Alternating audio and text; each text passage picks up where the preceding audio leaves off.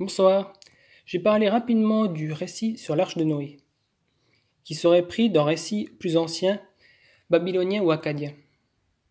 Il faut savoir que les récits du déluge, dans les sources sumériennes, akkadiennes et babyloniennes, ne sont pas identiques chacune. La plus ancienne est sumérienne, qui nous parle des aventures de Dumuzi, si je ne me trompe pas. J'ai des fois tendance à confondre les noms. Et elle date de 2200 avant Jésus-Christ. Le récit est assez peu détaillé et nous parle, grosso modo, d'un héros qui cherche l'immortalité et qui échappera en déluge. Il y a de même dans la version akkadienne, mettant en scène Atrahasis, qui est en fait un vulgaire plagiat de la version sumérienne. La version akkadienne date de 1800 avant Jésus-Christ. Or, la version qui a le plus de parallèles avec l'histoire de Noé, c'est celle que l'on trouve dans la version babylonienne. Et la version babylonienne fait partie du cycle de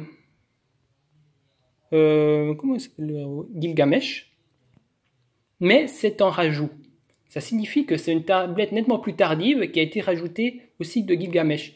Et cette tablette date de vers 1100 avant Jésus-Christ. Ça signifie donc avant l'époque de Moïse. Si vous vous intéressez à cela et que vous allez comparer les récits, vous vous rendrez compte que tous les récits qui ont le plus grand nombre de parallèles se trouvent dans cette dernière tablette très tardive. C'est là qu'on voit par exemple l'histoire des corbeaux lorsque ils s'appellent des fois Udnapishtim, les noms varient dans la version babylonienne, l'arche du corbeau et puis la colombe pour voir si la terre a apparu et qui est parallèle au récit biblique. Eh bien, c'est dans cette dernière version plus tardive, cette tablette qui a été faite en 1100, que l'on les trouve. Donc, je vous invite à aller vérifier par vous-même si vous le voulez. Mais en fait, les récits parallèles se trouvent dans une tablette qui est postérieure, selon la chronologie hébraïque, évidemment. Si vous considérez que la Bible a été écrite en 600 avant Jésus-Christ, c'est postérieur. Mais si vous considérez que la Bible a été écrite par Moïse, eh bien, le récit écrit par Moïse est antérieur au récit du déluge que l'on trouve dans les sources babyloniennes.